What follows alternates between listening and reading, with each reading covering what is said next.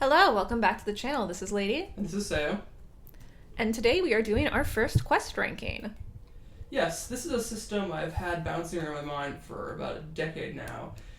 Jagex has made, between old school Runescape 3, I think around 350 different quests, and that's excluding mini quests and tales and all the like. And they've come in all sorts of different shapes and sizes. It's not really fair, in my opinion, to say this quest is good, this quest is bad. You need to be a little bit more nuanced than that. So about a decade ago, I came up with this. I put on the lore forums the quest ranking system. So today we're ranking our actually second newest quest as this is going up, Pharaoh's Folly. Yes, the penultimate Menethite desert quest in RuneScape 3. It's kind of a big deal. Prior to that, it was Menephos that were in desert quest, and that was in 2017, and it kind of scared off people from doing more desert content.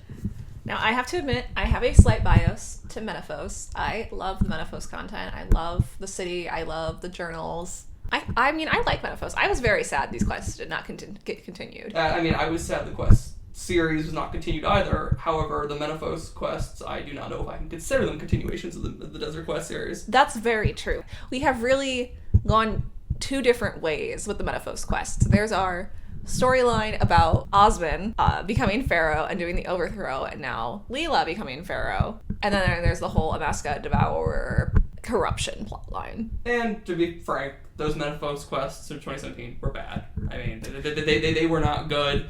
They followed up on the Stolen Hearts quest duology that came out a couple of years prior. That was a replacer of Prince Ali Rescue. And I was not very fond of that remake of Prince Ali Rescue. And these quests were short. They were like a tenth as long as Do No Evil each, when they were supposed to be the peers to Do No Evil, with an Amikan quest followed by a Het and a Kronvis quest. And they were not good. They did not make sense. A group of demigod quests were not my favorite quests. Beneath Skabarsa Sands in this year, that was really good. But this kind of goes to my point. Like, it's not fair for me to say this quest was good, this quest was bad. That there is a system that needs to be used, and that's why I came up with the quest grading system. Yes, so we will be grading the quests based off of the story, the environment, the mechanics, the lore, and rewards. So let's jump right into story. Yes. This is a scale out of 5. We're rating cabbages. Off the bat, I think I would give Pharaoh's Folly for story 4 cabbages. 4 out of 5. I'm not going to say it was a short quest. It was a little bit on the shorter side. I liked that it had a self-contained story. This is the one where Leela becomes Pharaoh. I don't mind a long quest series, but there's something that always just kind of scratches me the wrong way of when we have a quest that seems really good and then it just comes to a cliffhanger and you're hoping in the next 2 years you get it followed up on. That makes it feel like a filler quest when you have a cliffhanger. Well, even good quests, yeah, when they have a cliffhanger, it kind of takes away your enthusiasm for the series. But this one, well, I mean, we knew what was going to happen next, but it was its own quest. It was the Leela becomes Pharaoh. I was going to say, it was pretty straightforward with we're overthrowing Osmond, and that's the quest. Well, there wasn't any twists or turns. Well, I mean, we did get thrown in jail. Okay, yeah, that was pretty good. Yeah, that I give special props to because it was unique. I mean, usually when the player is in trouble, it's because something just spawned that you then have to kill before it kills you. But no, it was an actually unique mechanic of throwing you into a jail that I can't say we've seen since King's Ransom in 2006 or so. Unless you play Desert Treasure 2 on old school. So let's see. Story, you think 4? 4 cabbages, what do you think? I might lean towards the low end of 4, but I'm not sure it's worthy of a 3. So I think 4 is fair. Alright then. On to the next field. That would be environment. Now, this quest didn't have a new environment. It was pretty much all things that were already established and reused assets.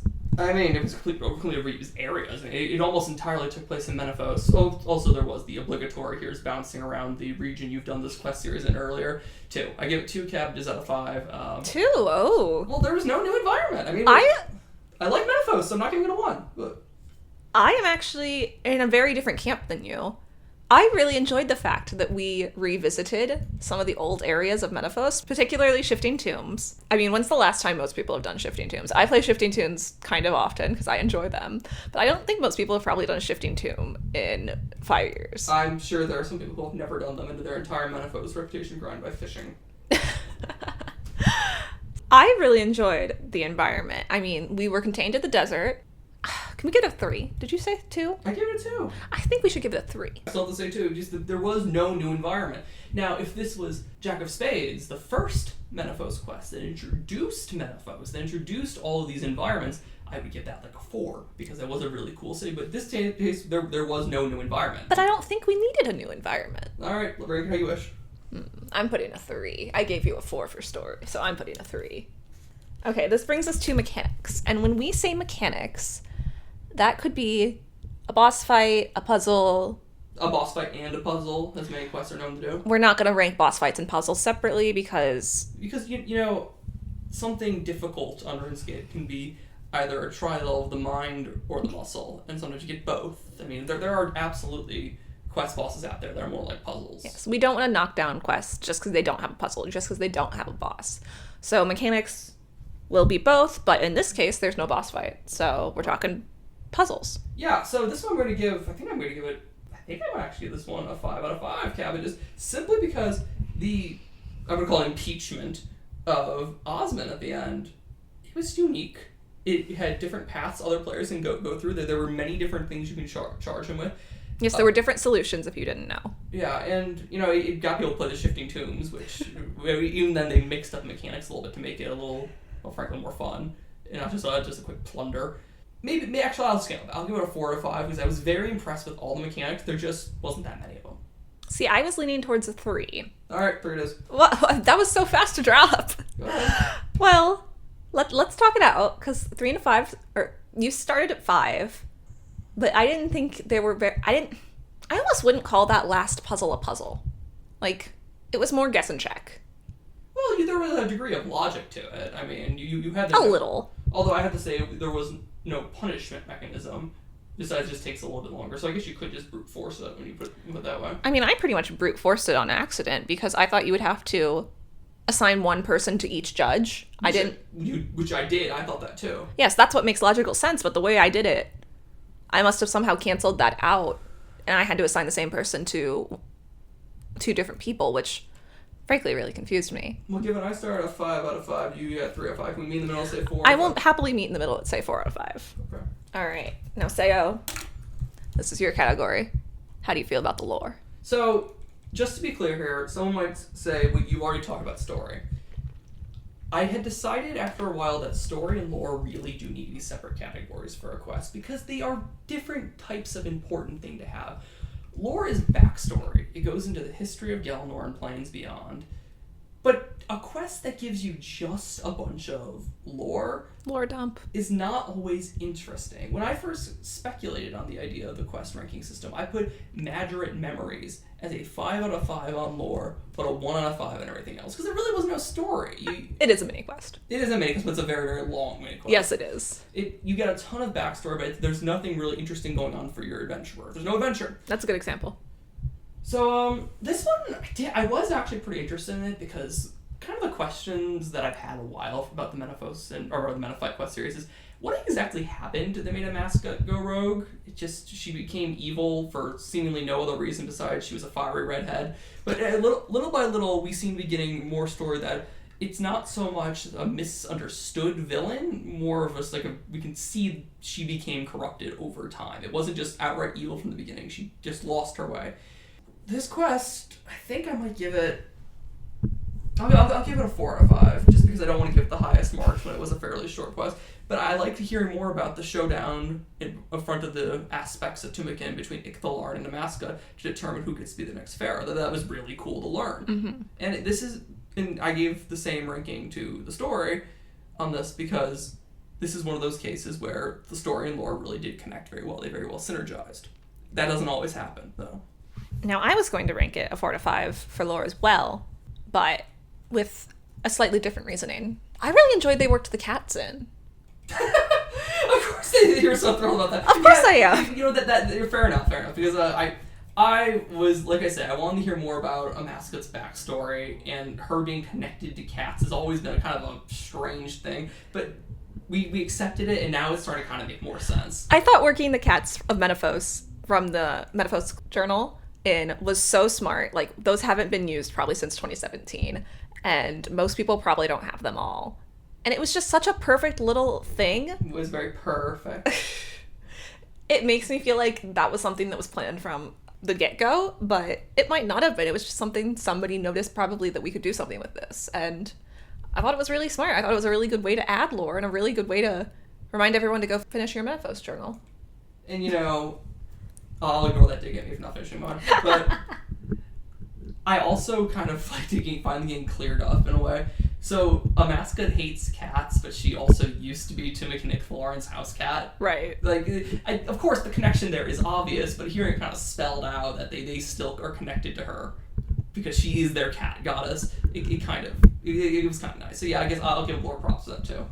We said 4. 4 to 5 cabbages. And now rewards. Yes. 3. I mean, I'm going to give it straight in the middle here. It wasn't bad. They existed. I think the Leela's Favor teleportation bracelet's going to be useful for clue scrolls for me to get to Metaphos quickly, to the districts of Metaphos. Multiplier on getting the journal done is fine. It hasn't helped me in I need one more crystal for my journal. And I've been working on it this whole last month, and I still haven't gotten it. And I'm doing Pyramid Plunder one, and I'm so annoyed that I got a multiplier on top of it after I'd already been working for weeks on it, and I still haven't gotten it with the multiplier. RNG, but you know, it's a reward that exists. I mean, Metaphos has its uses, and who knows? Maybe in Eclipse of the Heart we will need to bounce around Metaphos quite a bit. That's true. However, if I was to say anything, I would actually like to see Leela's Favor move from her bracelet to the anklet slot if we do end up getting that with the crafting update. Just very, very small nitpick. Well, if that happens, that happens. But yeah, so 3 to 5 is Were there fine. any other rewards to cover? Oh, there's also an increased chance of catching things in your shop day. There's a title. The Rabble Rouser. Okay, that's actually the Rabble that's kind of Rouser a fun title. But yeah, so it really does seem like, in a way, this is the kind of wrap up to Metaphos rewards. I'm not just reading them, that you get less damage from Soul and Sick Arabs, more Soul Rooms. I'm going to appreciate that. It seems like this is meant for people who are working their trim completionist cape that want to wrap up Metaphos. And, you know, if we're done... What was that? Or we're going to need a Metaphos reputation level for our last quest. That would be bold, given they scrapped the reputation system for the Metaphos quests. I almost like it. I kind of almost like it, too. Because, you know, I don't really mind gatekeeping the final quest of the series. However, I really despised that reputation grind getting the Metaphos. I loved it. It just felt counterintuitive to what they were going for with Metaphos. Every 10 hours of grinding, you get a quick 15-minute quest where people respect how much reputation you have in the city. And I'm sure they really, really appreciate the sheer amount of time I sat in the VIP Metaphos area fishing for them. I'm sure that the city guard captain was able to look the other way at me going through illegal books in the library because she was very impressed with me being an excellent fisherman in a pond. I love those slow grinds. I play RuneScape. I don't mind a grind. That grind just didn't work for me. No, I think it'd be hilarious if they added a Metaphos faction requirement. Yeah, well, I mean, it could actually make sense now. I mean, say you did build up your reputation with a variety of different activities now that you have a little bolster to it from this quest, and you have to rally the people of Metaphos in a fight against their insane devourer goddess. That could be kind of cool. Okay. But it's a big if. So we said 3 for rewards. Yeah. This brings us to our special category. We have a golden cabbage or a rotten turnip to award to a quest, if it so warrants. Now, start off. Does this quest deserve a golden cabbage? Because I say no. I don't think so either. Yeah. The golden cabbage would be if something was super cool, super surprising. This quest deserves a little boost. Yeah, to its score. It's an honorable mention for what they did right. But on the other hand, though, I also don't think it deserves an evil turnip. Our evil turnip, we specifically came up with for... It's not intuitive. I mean, let's be honest. There are a lot of quests out there that are not the most user-friendly. And if I loved a quest's lore, story, and mechanics like Legends Quest, but it's so old I just can't figure out how to play it right, I have to give it an evil turnip saying, yo, this could be so much better. Or the kind of quest where you need your quest journal, to rely on. Or if you're one of those people who needs to look up a wiki guide. So yes, I don't think this quest warranted a evil turnip or a golden cabbage. Here's hoping Eclipse of the Heart, though, does get a golden cabbage. I have high hopes to finish out the Metaphos quest series, and I really hope it does not get an evil turnip. In my opinion, the only thing that can make Eclipse of the Heart deserve an evil turnip is if it takes me 11 minutes to complete it, and it's just tutorial for the mascot boss fight, because that's what I had of Battle of 4 and 3. 11 minutes to finish that quest. Oof. Yeah. All right, then that brings us to our final score of 18 cabbages. I thought it'd get better, honestly. I did too. I didn't go into this thinking it was a bad quest, but that puts us at a B. So okay, I guess it is right. Yeah, it was good. I was happy with it. Good job, Jairus and Pharaoh's Folly. It was a very good Menaphos quest. It was by far not the worst desert quest out there. Sorry, our man in the north. So I'm looking forward to the next one. I'm happy to see we're getting good quests at a regular basis. Yes, it's very nice to have regular quests again. And we got 2 quests in 2 weeks. Yeah. I'm not going to say it's unprecedented, but it's always nice to see. And, I like that, for the most part, exclusion of Duck Quest and Easter, we seem to be pretty committed to a desert theme recently. It's got me running the Sanctum of Rebirth. It's got you finishing up your Menaphos journal. It feels like something big is happening that we be part of. It does. So, yeah, good job, Jagex. You did well. So tune in next week for our review of Duck Quest. Yes, this one is quite a bit different from Pharaoh's Folly. No spoilers. But yeah, let us know. Do you agree that we ranked Pharaoh's Folly a B quest? And we'll look forward to ranking quests in the futures and adding them to our board of ranking, and so we can see how things actually pan out. If you have any recommendations for quests in the past you want to hear our review of, speak up about it in the comments. And we look forward to seeing you next week for Duck Quest, and 2 weeks from now for the exciting crossover quest between Pharaoh's Folly and Duck Quest called Pharaoh's Folly. Oh my god. Oh. Anyway, if you loved that pun, like, comment, subscribe. If you didn't like that pun, also like, comment, and subscribe. Bye!